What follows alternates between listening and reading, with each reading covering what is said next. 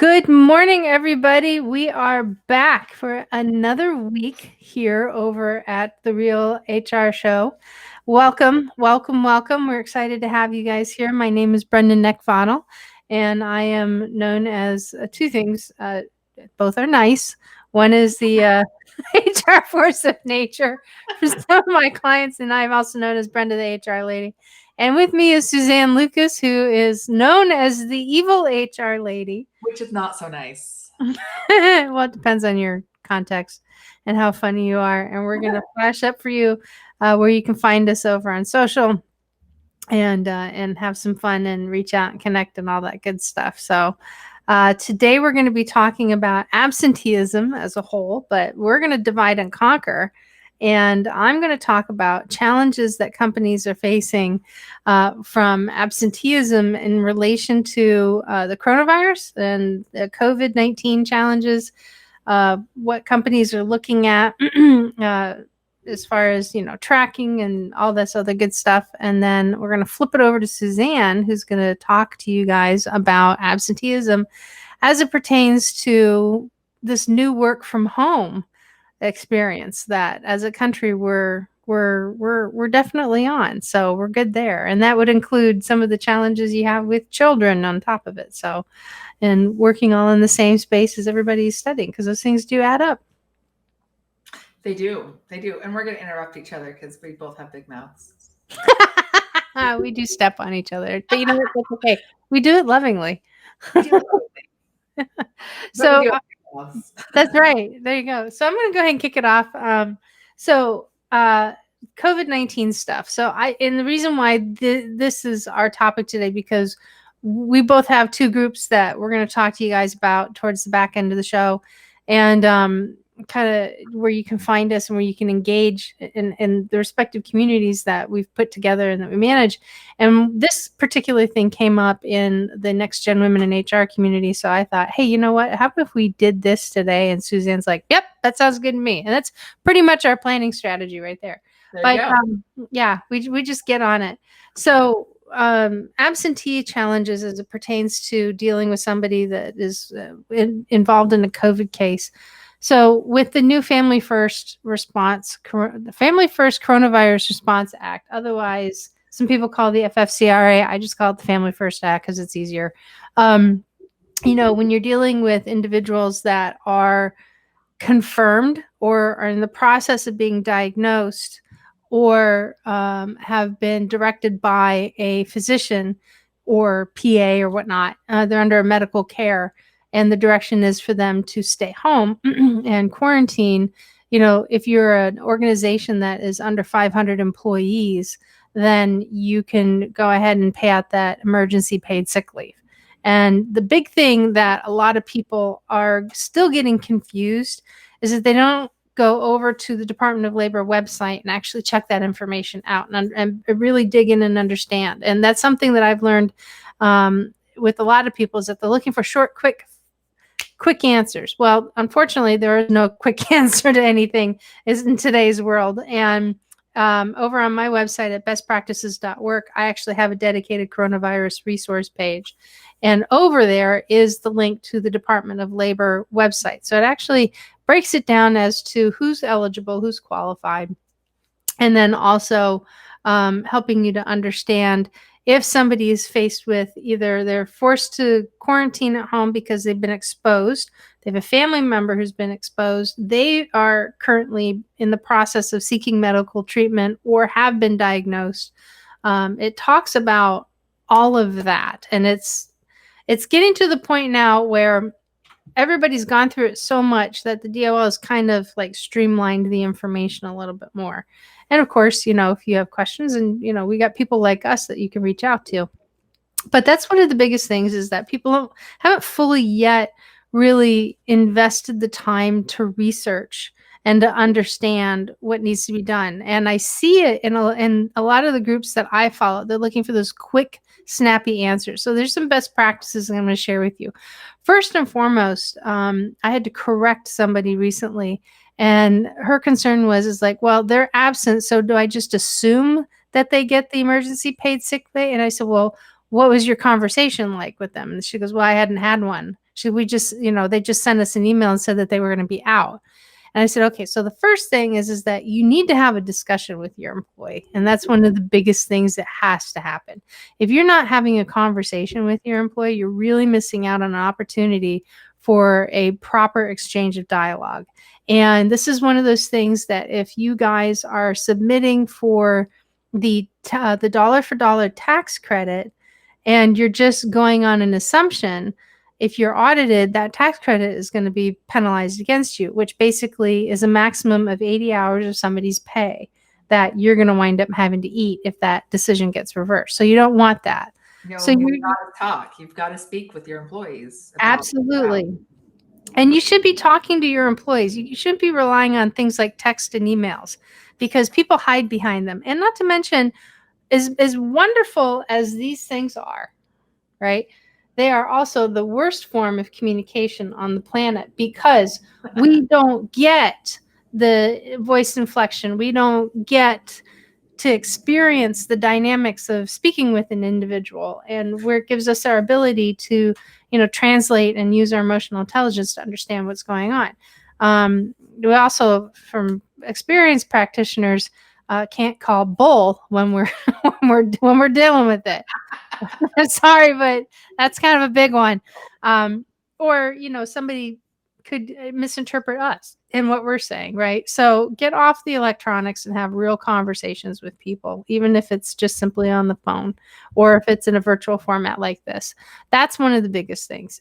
The other big thing is that just make sure that you have this information down, and it's available in a lot of different places. You can go to an employment law firm's website and you can look this information up. You can go to the Department of Labor and type in Family First Coronavirus Response Act or emergency paid sick leave, and this information is going to come up. It'll probably take you, I would say, no more than an hour to an hour and a half just to read through it and understand it. And even then, you may still have some questions, and that's all right. So that's one of the things. The other thing too is that people are getting confused that there's a difference between emergency paid sick leave and emergency FMLA. And emergency paid FMLA is paid out differently than it is emergency paid sick leave. And it's really kind of weird because this is one of the first times, and I don't know if you can recall, but this is the first law. So we have the Families First Coronavirus Response Act. That's the major act. Right. Then embedded in it are two additional acts, the Emergency Paid Sick Leave Act and the Emergency Family First Leave Act. Or see, I'm getting it all confused. Emergency EFMLA. We're just going to do that. Emergency Family Medical Leave Act. There's two acts that are embedded in a major act. I've never seen that anywhere in employment law. It's kind of messing with the head a little bit. But those are two very different swim lanes. Emergency paid sick leave is for items 1 through 3 in the definitions, and then emergency family, and I did it again, Emergency Family Leave Act is for items 4, 5, and 6. And the pay is up to 80 hours under emergency paid sick leave only. And then over on the EFMLA is if somebody qualifies, it's 2 weeks, the first 10 days, which is 2 standard business weeks, no pay, which they can use their PTO. And then it's 2/3 of their rate, capping them at no more than $2,000 per pay period for up to 10 weeks in order to care for and support, if you don't have childcare. So these things are very distinct and very different. And so that's one of the biggest things is that people really still, with all the information that is out there, I've actually delivered this content now to over 3,500 employers, and the information is out there. And even when I've delivered it, people still haven't taken the time to read it. Go read it. It doesn't take that long. I promise you, it does not take that long at all. I hate reading, so I'm telling you right now, from somebody who does not like reading, I tell you, it goes quick, but it's also very clear too. It's out there, and it's a lot clearer now than it was when it first came out at the end of March, 1st of April. It was like pulling teeth to read it and understand it because it was just the bill, and the Department of Labor hadn't written guidelines. I'm part of a chat group with a bunch of employment lawyers, and watching them go back and forth trying to figure this thing out was fascinating. But now you're right. It's pretty clear. There's bullet points. I'm like the queen of bullet points. Yeah. There's FAQs, right? You need to know it. You do need to Right. know it. And like Brenda's been telling a lot of people, I've taught many, many people this too. And even after I teach it, then they ask me a question that I already answered, just because it's not that they weren't paying attention. It's just that this is new. And, normally we have in our brains FMLA unpaid. FMLA is unpaid. It's unpaid. It's unpaid. And then we're like, but EFMLA. EFMLA is different. And, and yeah, there could be some overlap between EFMLA and FMLA to a point, but still they're only entitled up to a full 12-week allotment, and that's it. So, and those first 2 weeks are unpaid. The other piece too is that if you have somebody that you're paying this stuff out, you need to create a spreadsheet to where you literally track their whole thing. So the date that you were notified, their first date of absence, how much time was paid out using the paid sick leave or EFMLA pay codes. And you can work with your payroll service provider for that, or your HRS system, or however you're processing that.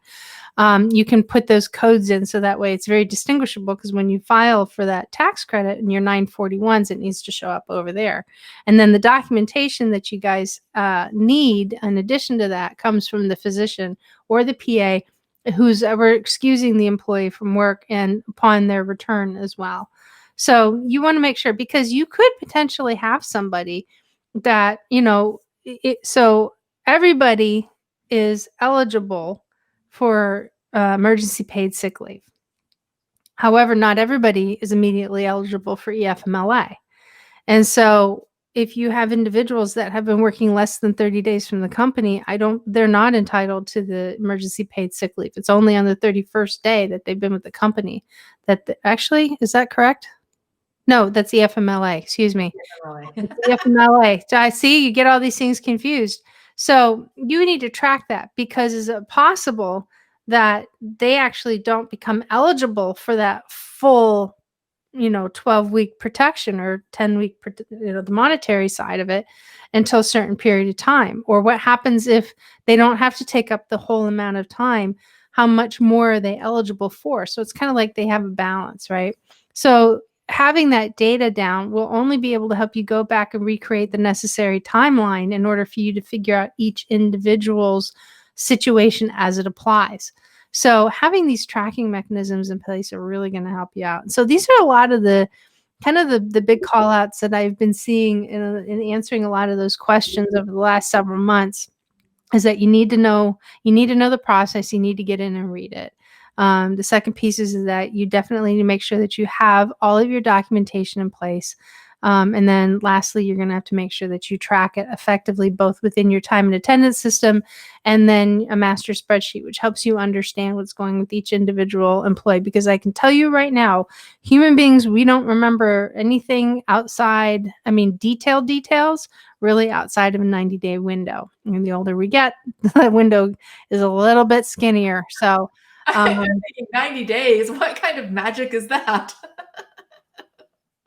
So you definitely want to make sure you have that documented, because, at the end of the day, if anything is cast into a shadow of doubt, then your documentation is actually what's going to shed some light. So those are some of the big call outs on the COVID-19 side. What do you got?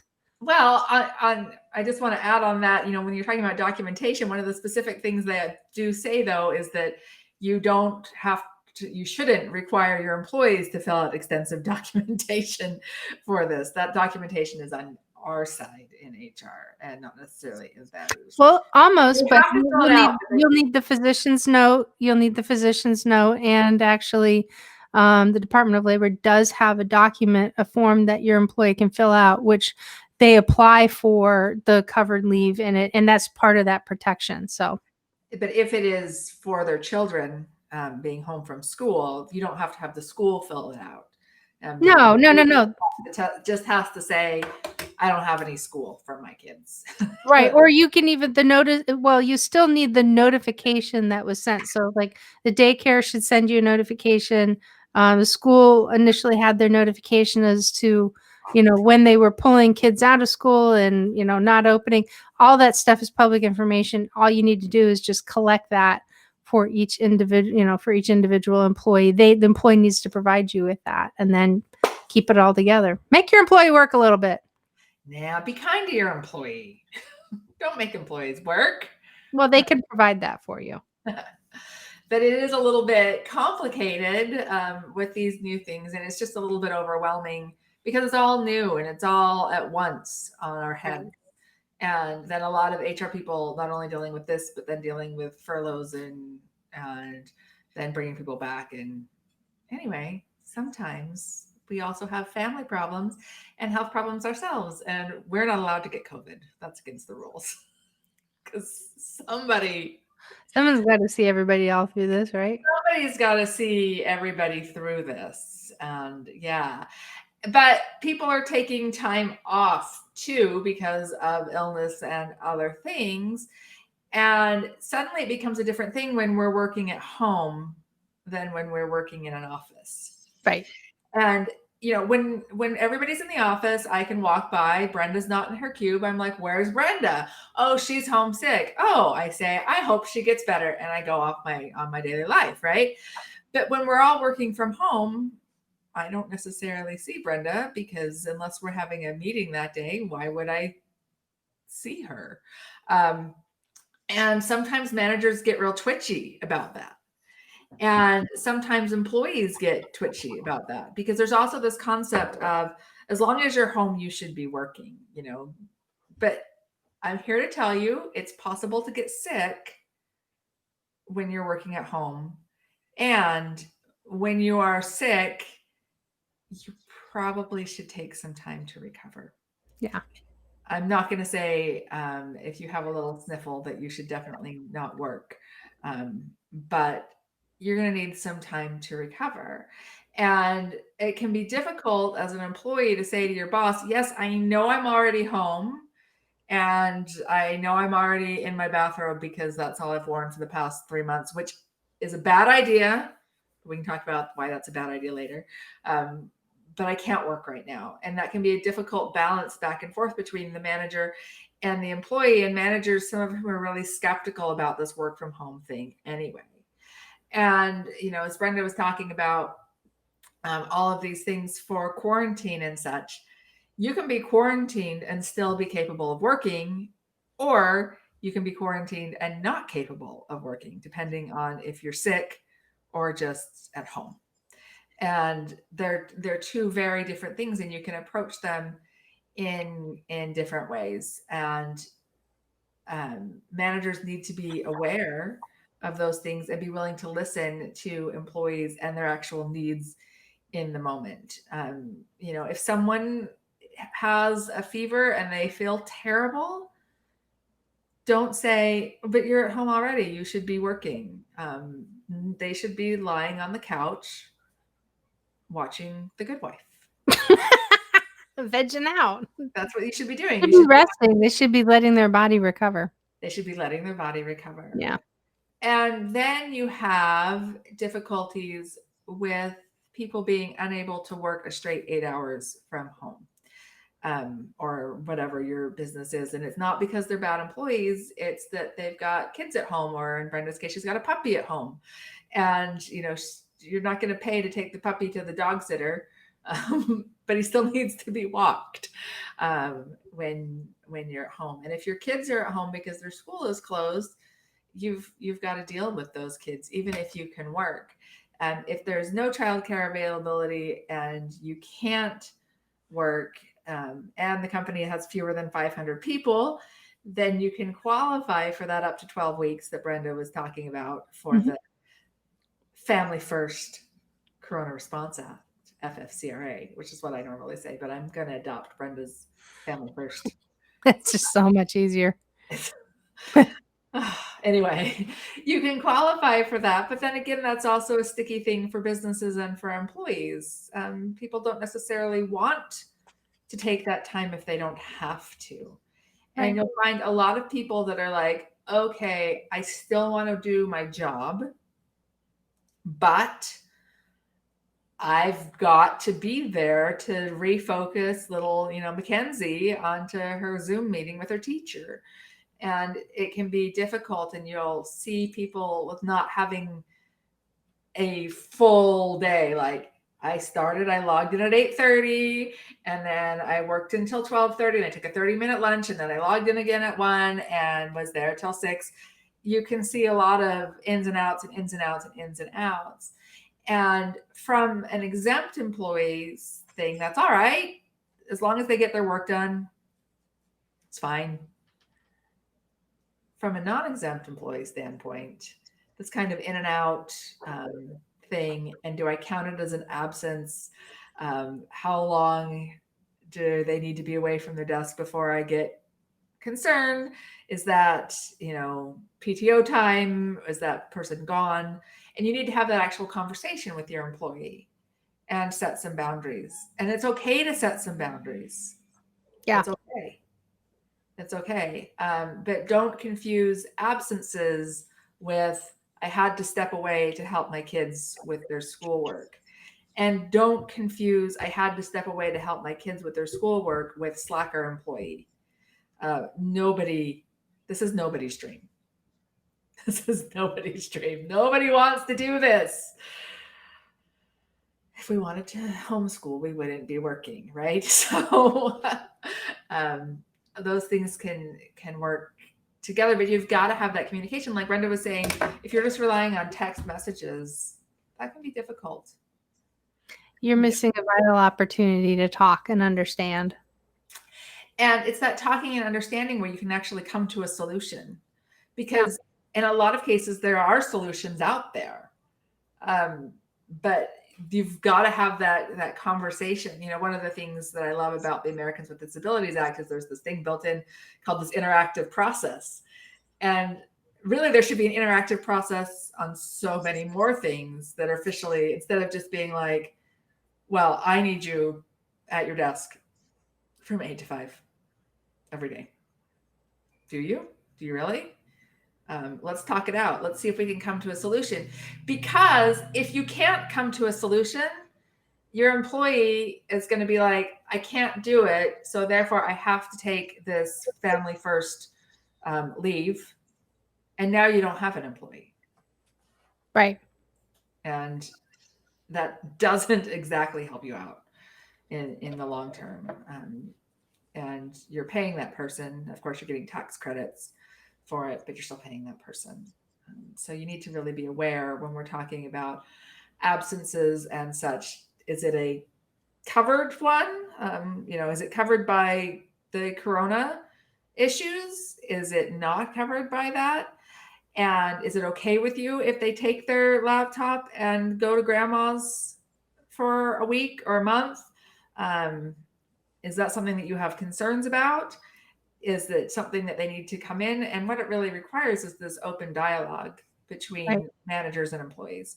If you have that open dialogue, then everybody knows what's up, and then no one's uncomfortable as well. There's no worry, like, is my boss going to be mad if he finds out? I've had people ask me, can my boss tell where I'm logging in from? And I'm like, why is this a secret? Tell your boss. We're gonna go work here for a while. Actually, my niece is expecting her first baby. This will be my first great nephew when she has this baby. And she and her husband are both working from home. And so they've decided to go, and her mother has a spare house next door. Long story. They're going to go stay there rather than having the baby 2,000 miles away from family, since both she and her husband are working from home. That's awesome. But they're telling their bosses. It's not just like, oh, shh. Yeah. Or they're having a conversation about it before they do it. Yeah, absolutely. Yeah. Saying, this is what I want to do. Is it okay with you? And that's a legitimate question to ask. Yeah. It's a legitimate question to ask. Don't just assume based on how things are going, or assume that your boss will say no. Your boss will probably say, yes, there's no skin off my nose if you want to go. Well, the thing is, so when I worked for ADP, I was also designing jewelry at the time too. And so I used to travel for all these shows. I'd go all over the place. And so my boss's position was, I don't care where you are, so long as the work is getting done. Right? And so I always kept her in the loop as to where I was anyway, but that was the boundary. And so I always made sure, usually my shows would start on a Friday and I'd have to travel on a Thursday. And they were done by Sunday, and I'd travel home or wherever I was going next on Sunday. So, anytime I had client visits or something like that, I would always structure those around, what was going on with the show. But most importantly is that all of my admin work would be done for that week no later than Thursday night. And Friday, even though I was, at a show, which was typically at that point, they were quiet days on Fridays, I was always available for my clients. So I took every call that came in, which wasn't very much. I had an iPad to where I can access the systems, or I had my laptop with me or something. So I was able to do my job no matter where I was and what I was doing, even when I traveled for holiday. I never took time off on the holidays around like Christmas or Thanksgiving. And I would go to Chicago to go visit my family, but I was so accessible, I didn't have to take any time off. So therefore, I was able to actually save all that up for my vacation. But the thing is they didn't care. They're like, go go be with your family, because everybody's going to be quiet. But if you do get a call, we expect you to jump on and help those people out. And it was so easy. It was so simple. But you know what? As long I just, even though I didn't think I had to, I still kept my boss in the loop as to where I was. So that way it was just, no secrets, right? It was just a totally open thing. And I think that's really important, because as soon as you start keeping secrets, your stress level goes up. Mhm. And then when your boss eventually finds out, because your boss will eventually find out, it's not going to go well. Whereas if you say in the beginning, hey, here's this deal, this is what I'm doing, is that okay with you? And if the answer is no, then we go through our interactive process, which isn't legally required, but I love it. And maybe we can come up with a solution, or we can figure out what the boss's concern is. Or maybe the boss says to you, look, the way this company is structured, if you are out of the state for more than 30 days, then I've got to consider you an employee of Colorado instead of Texas. And there's tax implications and blah, blah, blah. That could be a deal. That's not unrealistic. You may not know that. You may have just learned that this instant. And so there's reasons to talk back and forth.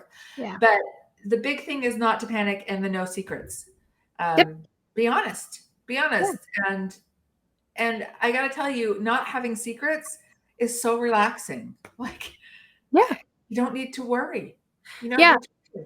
No, it's great. And the other thing too is that, and this hasn't come up, but let's say, for example, like, even though if you land there, you are automatically in a 2-week quarantine, and the whole state is shut down right now anyway. But like, let's say, for example, so I got family back in Hawaii. My second hometown is in Hawaii. And if I wanted to go work there, and if I was working a job, first off, I know I'm going to be quarantined for about 2 weeks automatically. But you know what? The company can say, I don't care where you are, but here's the thing. You need to be active and working at the very same time that we have our office hours. And if that's the case, then that's what you do. Right. So if you want to, what's the time difference between Virginia and Hawaii? 6 hours right now. 6 hours. Oh, is it 6 hours? So that's where 6 I am. hours. 6 hours the other way. You may decide that that's really unpleasant, that you don't want to do it. But that's also a reasonable request for an employer to say, depending on what kind of job and what kind of clients you have. That may be reasonable, and it may not be. And this even goes down to the small absences. Like, I have a doctor's appointment, I have a dentist appointment. Instead of being was like, okay, I'm just going to step away from my computer for an hour to go to my dentist appointment, just let your boss know. Yeah. And pretend like you were in the office, because you wouldn't just disappear from the office. Don't just disappear from Instant Messenger or however, or from Slack or however you guys are communicating. Say, I've got a dentist appointment on Tuesday. It's at 1:00. Just like you would if you were in the office. It just lets people know where you are. And the same thing, if you're dealing with kids, don't just slink away. If you're going to be where you can't respond, let people know. I got to go put, Paisley back on the computer. I'll be back in 30 minutes. I will work tonight after she's in bed to finish this project. It's really about openness. Yep. And I will say there's going to be some crappy managers out there that are like, look, if you can't be there 8:30 to 5 Monday through Friday, forget you. Those people exist. They do. But I think this whole change to working from home for a lot of people has kind of weeded people out. And a lot of managers have seen that it's not the end of the world to have people working from home. And it's not the end of the world to have a little bit more flexibility in and around their scheduling. And some people have also found that they love working from home and they never want to go back into the office. And other people have found that I hate working from home and I'm counting down the minutes until I can be back in the office with my, personal space and my coworkers and my team. I find collaboration a lot easier when I'm in the same room with someone. Although heaven knows I have done enough Zoom meetings over the past 6 months. To last you a lifetime. So, I never been on Zoom before March. And Never. even some of these suggestions, like I know that the conversation has kind of shifted to, us talking to you as an individual, but you know what? These are the very same expectations that as an organization you can turn around and put on your employees, right? You just take what we just said and just say, okay, so if I'm dealing with this situation, how, what kind of expectations do I put on the employee? You can have those conversations with them. We need you to be in front of your computer during office hours. If you have to take time away and step away because you do have to put, Junior back on the computer again. What are the expectations around those things? The clearer you are on your expectations and you hold people to them, the better results you are likely to get. Absolutely. It's all about that setting expectations. And that's been something hard for people to do because we had expectations set in the office environment. Right. And we kind of lost that. But go ahead and do it again. And if you set expectations and those expectations don't work, it's okay to make a change, to be like, you know what? I don't really need to know when you're going to go set Paisley back on the computer. Right. Because we don't have emergencies in this job, or we're not brain surgeons. We can wait 30 minutes for you to come back. Right. So those things are okay. Just make sure that your expectations are set as a manager, as an HR person. And as an HR person, be open to listening to your managers who are struggling with this. And it's not because they're bad people or bad managers. It's a new skill. Yeah. It's a new skill. They need help figuring it out. Yes. So cool. All righty. So we introduced something new to our show, and that is Suzanne and I get to ask each other one question. We don't know what it is, but we get to ask each other one question, so we kind of get to put each other on the hot seat to see how would we handle it. It's our favorite thing, to make each other squirm. You want to ask first, or should I ask first? Oh, it doesn't matter to me. All right, you ask me first. Okay, you ready? Yeah, that's right. Because last time I creeped you out. I know. I was nervous last time, and I'm still nervous. All right, here it is. An employee is secretly recording conversations with management and other employees. What should the company do, if anything? Oh, dear. First things first is, what are your state laws around recording conversations? Some states absolutely prohibit recording if everybody involved isn't aware. So that's step number one. If that's illegal in your state, then you've got to address it just from that standpoint alone, is that you cannot do this. And anything that you do record isn't admissible in court anyway. So whatever your goal is, don't do it. But let's assume that it's legal. You, in your company, you have the right to say no recording devices. So you can set a policy. The problem with saying no recording devices is that every single one of your employees is carrying a recording device with them everywhere. It's not like 1982 when you had to have your secret thingy. My phone is plugged in over there. So I'm like 6 feet away from my phone. So you can make that as a policy, but understand that it's not enforceable to say you can't have a recording device, because everybody's got a recording device with them all the time. Unless you want to have your policy that everybody needs to like their phone locked in their locker, which some retail people do and factory workers. But your white collar workforce, they have their phones. So you can deal with those things from a policy perspective, and it's absolutely your right to say, do not do this. And if you're doing it, then we're going to use progressive discipline to get you out of here. But going back to my favorite term of the interactive process, I want to know why. Yeah. Why are you recording people? Is it your weird thing? That's a different thing than I'm being actively discriminated against. No one is listening to me. And as an HR person, I want to know if someone's being actively discriminated against or actually actively sexually harassed. If someone's making the complaint that my coworkers are sexually harassing me, and when I've complained, people say, oh, boys will be boys, or that's just our culture, or toughen up, which are all things people have heard. Or, well, we make fun of everybody. So just because we use racial epithets, why are you so bent out of shape? We say that about people of all races. It's still not appropriate in the workplace. I want to know about it. So that's my first thing, is I want to sit down with the employee. And as we were talking about earlier with the secrets and the honesty, if I hear a rumor that, Jane is recording things, I want Jane in my office, and I'm going to be like, Jane, I heard a rumor that you're doing this. Do you want to talk to me about it? And deal with it head on. I'm not going to conduct like a spy thing to see if I can catch her at it.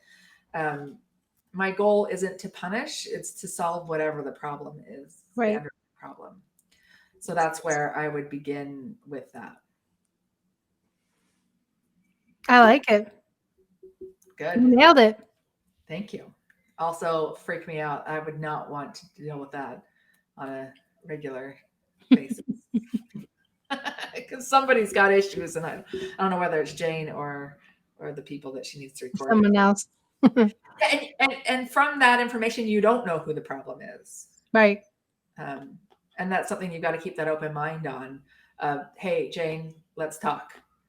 And as long as it's legal to make the recordings, then let me hear what you have to say, and let's talk through this and why you feel the need to do this and what we can do to make you feel safe at work. All right. So what you got for me? All right. Now, this is a confession. I posted this question on my blog this morning, but Brenda hasn't read it. I haven't read it. I have no idea what it is. So I've given my response online, which you can read at evilhrlady.org, but I want to take Brenda's response. This is a reader question, and he says, I am currently wrongfully being accused of sexual assault that never happened, and I'm currently suspended. I am being investigated even though my supervisor nor the HR department never even talked to me about the situation. I have text messages, eyewitnesses, and can even get video recorded evidence to prove my innocence, but they won't even talk to me. They're seemingly taking her word and only her word and running with it. I also feel like I'm being discriminated against because I am male, while my manager and general manager are female. What do I do? Can you say that one more time, but slow down just a little bit? Because with the internet, I didn't hear everything. Sorry. All right. I am currently wrongfully being accused of sexual assault that never happened, and I'm currently suspended. I am being investigated even though my supervisor nor the HR department never even talked to me about the situation. I have text messages, eyewitnesses, and can even get video recorded evidence to prove my innocence, but they won't even talk to me. They're seemingly taking her word and only her word and running with it. I also feel like I am being discriminated against because I am male, while my manager and general manager are female. What do I do? Hire a lawyer. That was exactly my response. So here's the thing. So from the company standpoint, anytime you have an investigation, and it doesn't matter what it's for, all right? This is probably sexual assault is probably the one thing that I haven't yet had to come up against. But regardless, anytime you do an investigation, you need to communicate with that employee as to what the investigation is about and when you're going to communicate with them next. I mean, you got to remember that these are human beings and you have to treat people with human beings. And we live and exist in a country to where, contrary to what happens in the media and popular opinion, you are still innocent until you're proven guilty. So the best position that an employer can take is to understand the situation from both sides, understand, in this case, if there's sexual assault, has the employee been charged? Has there been a formal complaint filed against the employee? And as a result of that, is there a temporary restraining order in place? So from an employer standpoint, there's a lot of information by what this one person has written that the employer has not done enough to take control of their environment and to really understand what is going on. Now, from an employee standpoint, yeah, if this is really happening to you and your rights are being violated, or you don't know what your rights are, or you feel like you are being mistreated by your employer, then you know what? Find a labor attorney that will help you, not an employment law attorney, because they'll only focus over on the business side. You need a labor attorney. And you know what? An employee has every right to hire an attorney if they feel like their rights are being violated or something is not right in the workplace. And at that point, the employee's attorney and the companies, whoever their representative is, sometimes they, put a legal attorney out in front, or sometimes they don't. But those two sides should be talking. Those really are the ones that should be communicating. And more than likely, when one attorney reaches out, then yes, the company will have to get the other attorney involved. But here's the big takeaway, is that there's two sides to every story, and the truth always lies somewhere in the middle. Always. And so until you actually go through it and you do everything appropriately, you take the appropriate steps, you have the right kinds of conversations, you guys really can't render a decision about the future of this individual's employment once all of the facts and all of the whatever actions that have to take place have taken place. Even, if the person is being accused of sexual assault and there's no criminal charge involved, that's nasty and messy. If there's a sexual assault charge that's been filed and now they're just waiting for a trial, that's nasty and messy in a totally different way. So the question, and not to mention sexual assault, depends on a wide variety of things, particularly and first and foremost as to how the state defines sexual assault. Just putting your hand on a woman's bottom doesn't necessarily mean that that's sexual assault in one state, but it could in another. So, these are situations to where you really have to dig deep and you have to really critically think harder and more effectively than in most situations. So, and then what happens if the guy did get arrested? What do you do with him? Can he work from home? What if he's a top performer in your company? We're not a judge and jury. That's why we have judges and juries. So we have to figure out if it's a top employee, are they capable of working? Should we have them work? What if the guy didn't do it and it's a false accusation, right? There's a lot of what ifs, and the only way that you're really going to get around everything is just to get through it. So, you got to take every situation step by step and and you cannot cannot sit there and hypothesize. You actually can only go by the facts. Yeah, you have to go by the facts. And Yeah. the one thing that I added, Brenda added a lot of things that I didn't on my answering a question on the blog, is also that just because they haven't talked to you yet doesn't mean they won't talk to you. Right. Yeah. I mean, if this is something that's just 24 hours out of the gate, well, then, why don't you slow down for a second and find out, just it's going to take time because they're doing their investigation. But if it's 2 weeks or a week and you've been suspended with or without pay, then, and nobody still talked to you about it, in my opinion, anything beyond 48 hours is too long. I think the most important thing is the very first thing you said, which is you need an attorney for this. This isn't a light thing. This Right. isn't a complaint of Joe pushed in front of me in the lunch line and I think he's rude. This is something that can have serious repercussions. So it absolutely will have serious repercussions. And just even going through the process of, if you haven't done anything, then going through the process of defending yourself will have repercussions. Because in the absence of information, people make stuff up. Your fellow coworkers are not entitled to know what's going on with you, but somebody's going to find something out, and that's always going to hang with you. And then again, from the employer standpoint, you're only going to be able to prohibit people from talking only so much, because you do have to figure out how do you work around or work with NLRB's ruling that an employee can openly discuss their work environment concerns because it's a protected and concerted activity. So if somebody comes out and says, hey, I've heard that, Joe over here is suspended because he sexually assaulted a coworker. And, I'm concerned because my wife works on that same department and that same floor. That's protected. Yeah. And so why it's not easy. Complicated. Yeah, it's really, really complicated. And there's so many, this is a situation where there's so many variables to it that you really just have to be, you just have to, you have to get your own legal advice depending upon who's listening and what position you're in.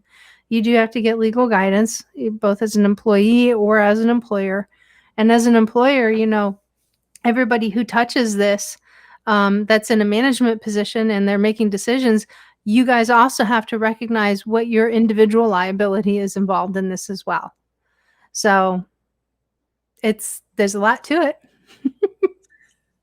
There's a lot to it. There you go. Now you know what to do, though. Because Brenda has Great.